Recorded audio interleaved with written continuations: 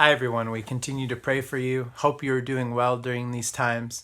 Have you ever been around people who just know a lot? Or maybe they don't know a lot of things, but they know certain things extremely well. And whenever you're around those type of people, they are so impressive. They're so impressive of how well they know how to do certain things. One of them who I know well is my wife. My wife, Patty, grew up in Mexico, and she can cook Mexican food so good. Like whenever we want to impress people, we make taquitos, and she can just make her rice is amazing. The beans are amazing. And as we've traveled overseas, so many times we've seen Mexican restaurants and we have missed Mexican food. So we've gone there and the food is just not right? It's just not good.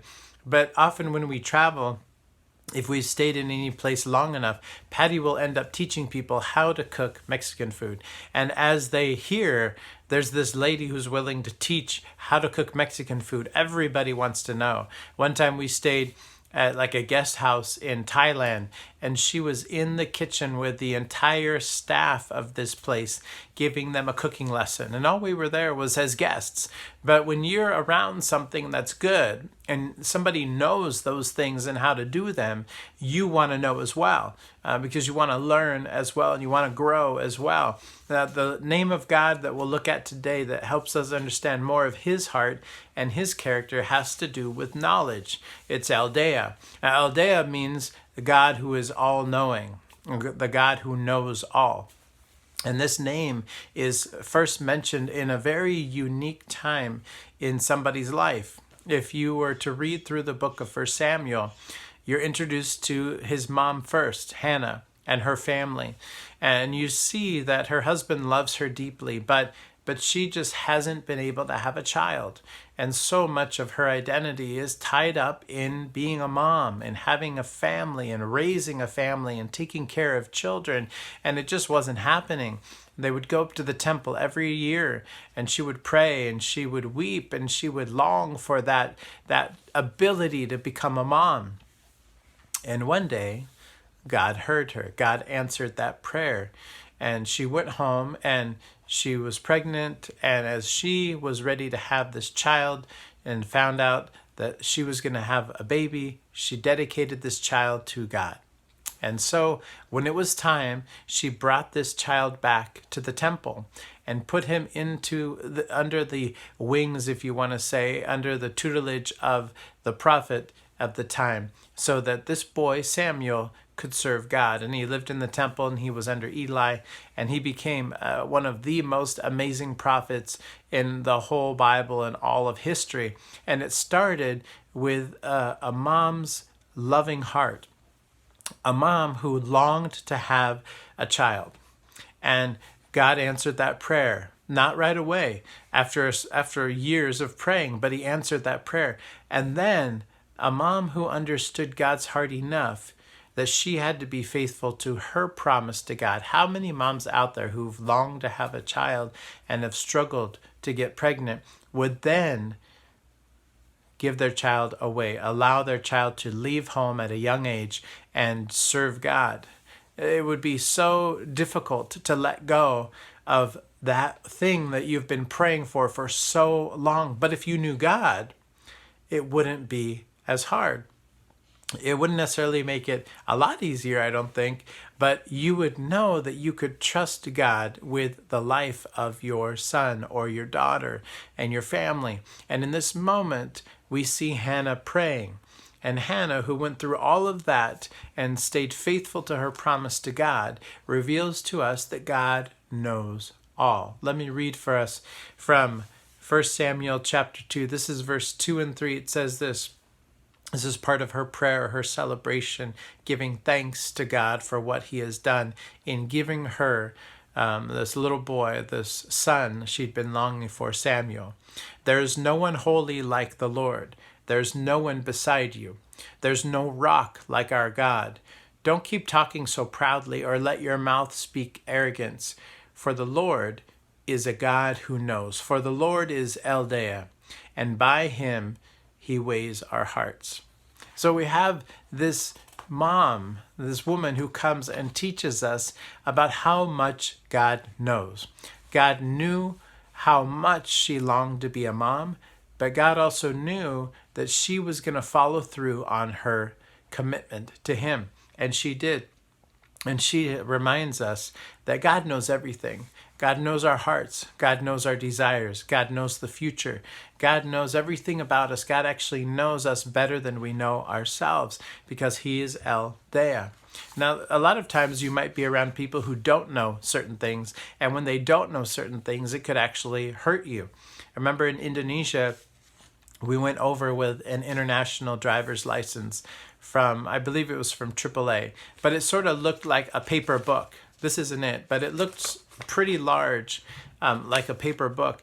And inside it had many pages. It had my picture. It had stamps. It had dates. It had pages for which countries this driver's license was good in. And I carried that thing everywhere. But so often in Indonesia, they would do these things called operations. Operations meaning they are going to check your driver's license. They're going to check your registration of your car to make sure that they're current. And I would give them my driver's license. And they would look at this and they would say, this isn't a driver's license. And I said, yes, this is an international license. And even the lettering, like A, B, or C, was different. And they said, no, it's not right. And I said, I'm sorry, it is right. And then I'd show them the picture of the car. And then I'd turn to page 5 and I'd show them Indonesia. And then I'd turn to the back page and I'd show them the stamps. It was always such a hassle, even though it was actually legitimate, even though it was actually very authentic. It always caused problems for me because they didn't know, they weren't familiar with this driver's license. So I actually went online the next time I was home, found some random website that would give you an international driver's license that looked like the hard plastic credit card sized driver's license. It was actually less legitimate than this type of license. When I signed up for it, it said, oh, if you pay an extra $5, you could get a 10-year license. My license wasn't even valid for 10 years, but I thought, hey, that's a great deal. And I got it, and I used that thing, and across the top, it said international driver's license, but it looked like a driver's license. And every time I got pulled over, checked, and I showed them that, no problem at all. And I went right on, even though this was probably the better driver's license to have.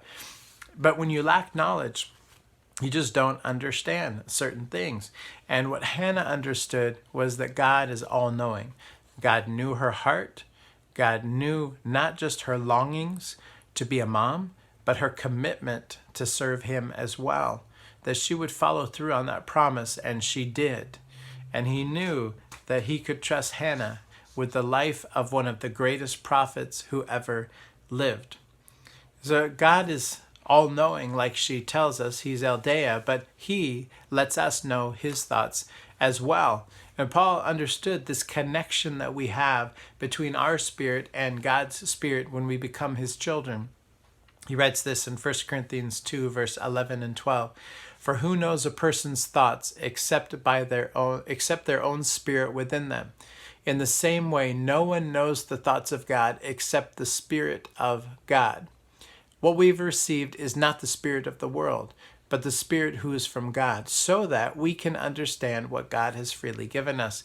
In the sense, there's so many times where you know what's going on in your heart, and sometimes you can't even put it into words. And it doesn't seem like anybody understands us. In that same way that deep down you just know something's going on. That's the spirit of a person or us working, and that parallels God, that God's Spirit knows the depths of God's heart. And when you become a follower of God, you receive his Spirit. So in a sense, you are able to know the things that God knows. You're able to know the things that God wants us to know, that he wants to give freely so that we could live this life as he desires us to do. So really, the smartest thing that we could do in life is to follow God. And that's the point of this name. And that's the point of Hannah's experience, is the smartest thing to do is to follow God. And the hardest thing in the year after year of her going up to the temple and praying and asking God, why haven't you given me a child? The easiest thing to do was to not follow God, because it didn't seem like God was listening. It was clear he wasn't answering. But Hannah reveals Deah in the moment she knew that the smartest thing for her to do was to keep going to God, keep trusting in God, because God knows everything. And we don't know anything compared to the depths of his knowledge and love for us. If the smartest thing for us is to follow God, we have to ask ourselves, why do we choose to follow God? If we actually realize that following God is the best thing that could happen for our lives, because that's what Hannah learned. I want to close with a verse out of Colossians 2, verse 2 and 3 for us. Paul writes this.